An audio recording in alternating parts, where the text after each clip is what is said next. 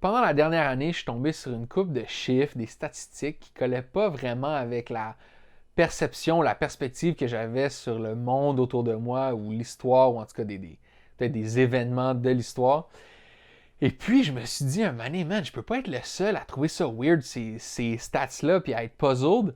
Je me suis dit, je vais faire un quiz que je vais partager aux gens sur Facebook, sur Instagram. Et puis, je vais voir qu'est-ce que les gens en pensent, prendre le pouls un peu. Et puis, guys, pluie de shout-outs sur la tête de tous ceux et celles qui ont participé au quiz. Moi, à l'interne, je m'étais dit, s'il y a 20 personnes qui participent, ça aura valu la peine. Puis si on se rend à 35, ça va être un smash hit. Et, mesdames, messieurs, vous avez été 155 à participer au quiz. Et même 103 d'entre vous ont laissé leur nom. Même s'il y en a certains qui...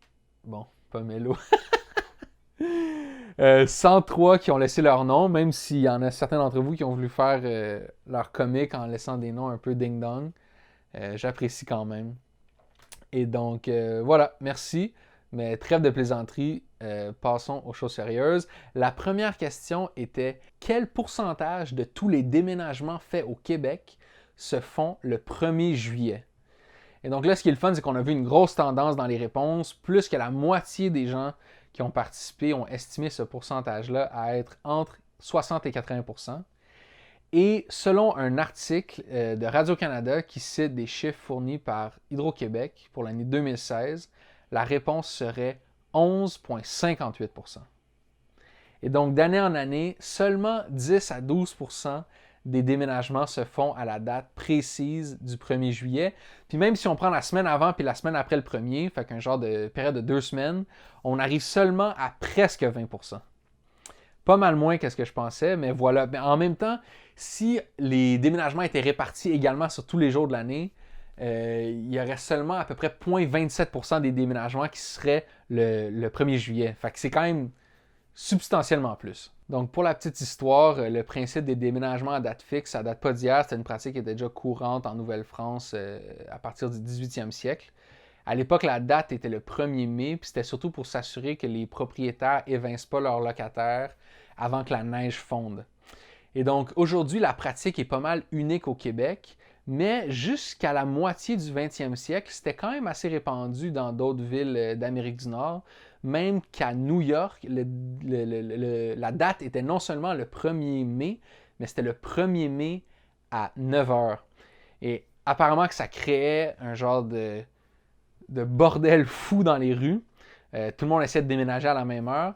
Et on raconte même qu'il y avait des fermiers du New Jersey ou de Long Island qui venaient avec leurs charrettes pour essayer de vendre leurs services de déménageurs à des prix de fou. Puis qu'ils se faisaient une palette ce jour-là. T'sais. Donc voilà, plus ça change, plus c'est pareil. Donc nous au Québec, c'est en 1974 que la date est passée du 1er mai au 1er juillet.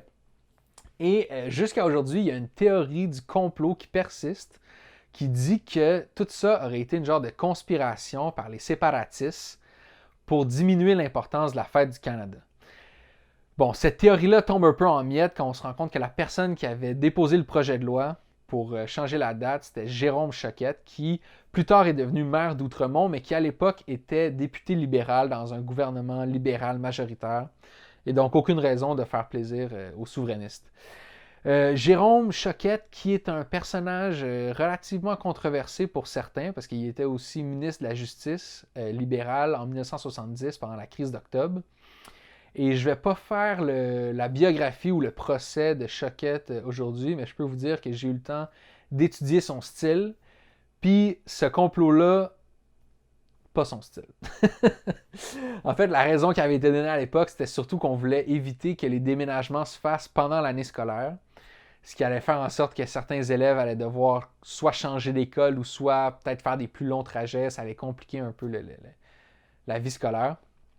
Et aussi, oui, pour utiliser le fait que le 1er juillet, il y avait déjà beaucoup de gens qui étaient en congé et donc ça allait faciliter les déménagements. T'sais. Puis, ben honnêtement, je veux dire, t'as en masse le temps de déménager ton 4,5 puis d'aller te chercher un 4 pack de gras chaud de Deb pour aller au Parc Maisonneuve checker le show. Je veux dire, c'est bien chill.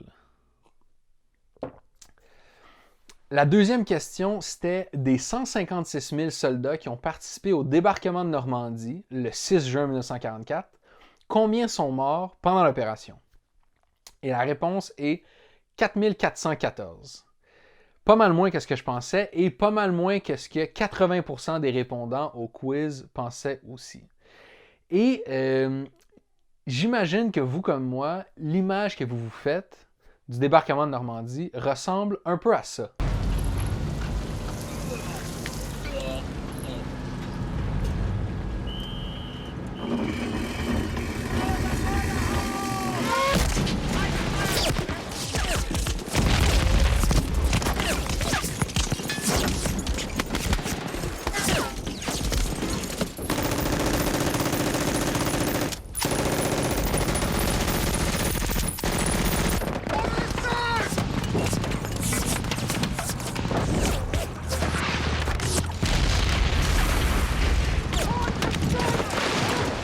Donc la scène d'intro de Saving Private Ryan. Et l'idée ici n'est pas du tout de dire que le film fait un portrait exagéré ou mensonger ou trompeur des événements du débarquement. En fait, ce qui arrive plutôt, c'est que ça présente une mince slice de ce qui s'est passé cette journée-là. C'est la première vague de débarquement sur la plage de Omaha et c'était donc la vague la plus meurtrière sur la plage la plus meurtrière. Et donc, apparemment, le film présente tout ça de manière assez réaliste, en tout cas selon des vétérans qui ont vu le film à l'époque puis qui ont dit que c'était la mise en image la plus fidèle à leur expérience, eux, de la guerre et du débarquement. Tellement qu'à l'époque, le département des anciens combattants des États-Unis avait dû mettre en place une ligne d'assistance téléphonique pour les vétérans chez qui le film aurait déclenché des crises de stress post-traumatique. Et apparemment, juste dans les 2 semaines qui ont suivi la sortie du film, il y aurait eu des centaines d'appels à cette ligne-là. Donc, quand même sérieux. Et donc, sans même parler de l'impact que ce film-là a eu sur tous les films de guerre qui ont suivi depuis 20 ans, ou même sur les jeux vidéo, on voit que le film a vraiment cimenté l'image qu'on se faisait de la Deuxième Guerre mondiale, oui, mais surtout du débarquement. Parce qu'il y a eu beaucoup de films sur la Deuxième Guerre mondiale, mais pas tant que ça sur le débarquement lui-même. Puis c'est vraiment intéressant de retourner dans le passé, voir ce qui avant était considéré comme une scène de débarquement de Normandie épique. Et je parle du film Le jour le plus long, qui date de 1962. Je vous laisse sur un extrait.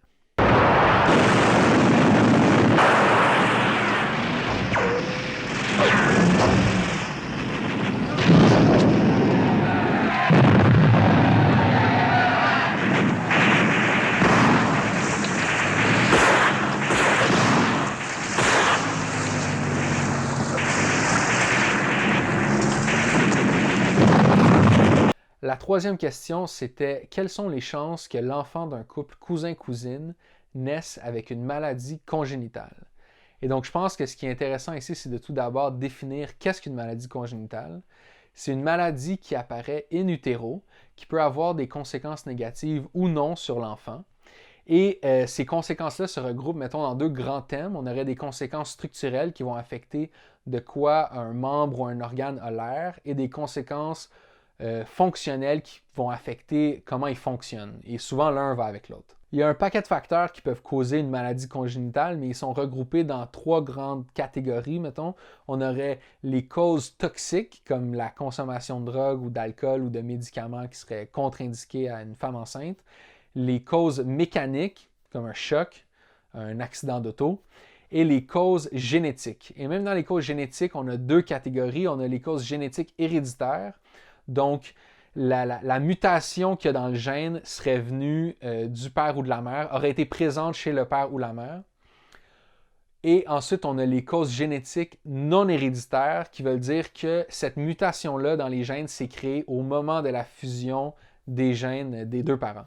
Et donc, c'est cette catégorie-là qui nous intéresse dans le cas d'une union cousin-cousine. Et donc, premièrement, le risque de maladie congénitale pour un enfant qui vient d'un couple sans lien de parenté est d'à peu près 3%.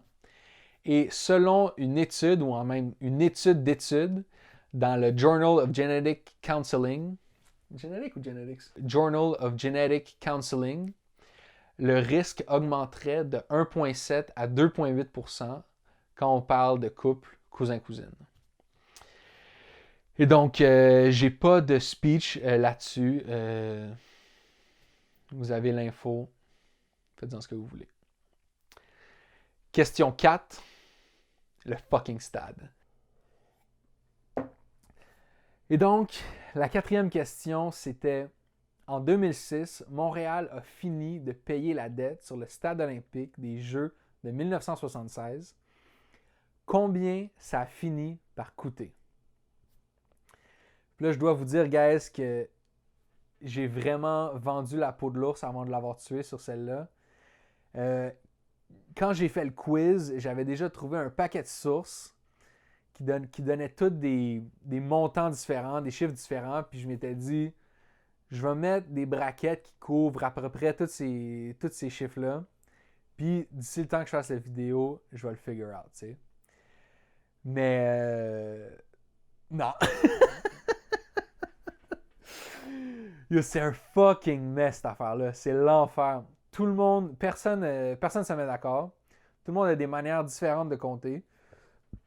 Des manières différentes d'interpréter qu'est-ce qui compte ou qui compte pas dans le stade, le parc olympique, comment calculer le paiement des intérêts, comment calculer l'inflation. Il y a des articles où ils mettent un chiffre, ils disent « Ah, ça a coûté X en argent de 76 et donc X, ce qui équivaut à X en argent de 2016 ou des fois 2006 ou whatever. » Puis là, tu fais le calcul après ça avec l'outil de calcul d'inflation de la Banque du Canada, puis ça donne un autre chiffre qui n'a totalement pas rapport.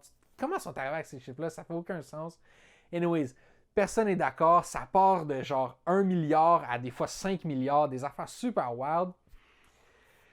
En tout cas, c'est l'enfer. J'ai juste arrêté un moment donné. Mais malgré ça, j'ai découvert une source qui, je ne sais pas si c'est la meilleure source, mais c'est définitivement ma source préférée, qui est Claude Faneuf, qui lui a le site stadeolympiquemontréal.ca, dont le tagline est « La vraie vérité sur le Stade olympique de Montréal ». Puis lui, Claude Faneuf, c'était l'ingénieur d'origine du stade. Et il se considère lui-même comme étant un des 3 un peu idéateurs d'origine du stade. Lui, l'architecte Taillibert et le maire Jean Drapeau de l'époque. Et rest in peace à ces 2 boys-là.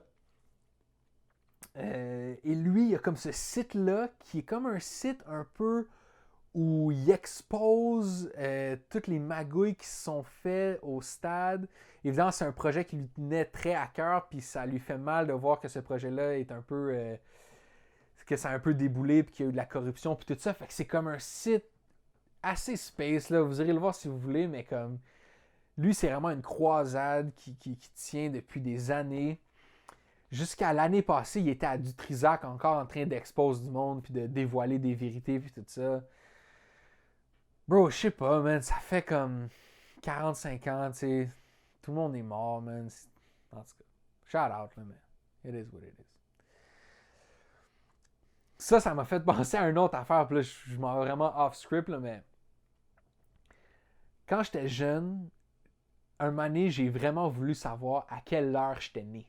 Je voulais savoir l'heure de ma naissance, pour savoir vraiment quand j'étais né précisément, tu sais. Fait que j'ai demandé à ma mère, maman, à quelle heure je suis né. Puis elle m'a dit 6h30 le soir, 16h30. Puis c'était vraiment pas une réponse que je trouvais satisfaisante. Je trouvais que c'était trop clean, c'était un chiffre trop rond. Puis j'étais comme, mais non, man, pense-y. C'est sûr que 6h30, ça se peut pas. Il faut que tu sois plus précise que ça. Puis je la gossais. Puis elle me disait 6h30. Puis un moment donné, elle m'a dit, ah oui, c'était 6h27. Puis là, j'étais comme, wow, parfait, I got it. Puis j'ai intégré cette information-là, même pas comme une information que j'avais appris, mais plus comme une vérité absolue. J'étais né à 6h27. Puis c'est juste beaucoup plus tard, genre fin vingtaine, qu'un moment donné, en repensant à ça, j'ai flashé puis je me suis dit, man, elle m'a juste dit ça pour que j'arrête d'y demander, tu sais. Puis c'est pas méchamment, c'était juste pour satisfaire mon besoin de précision sur une heure que j'étais... Pas qu'on s'en fout, mais que ça change rien. Et donc, j'étais sûrement pas né à 6h27. Puis tu sais quoi, actually, j'étais sûrement même pas né à 6h30. J'étais sûrement né en début de soirée autour de 6h30. Puis, est-ce que l'heure, est-ce qu'on peut peut-être la trouver en appelant à l'hôpital, checkant dans les registres? Peut-être. Mais, tu sais, qu'est-ce que ça change finalement? Puis dans ma quête du coup final du stade, à un moment donné, j'ai filé un peu comme ça, tu sais. Fait que, combien ça a coûté finalement le stade? Autour de 6h30.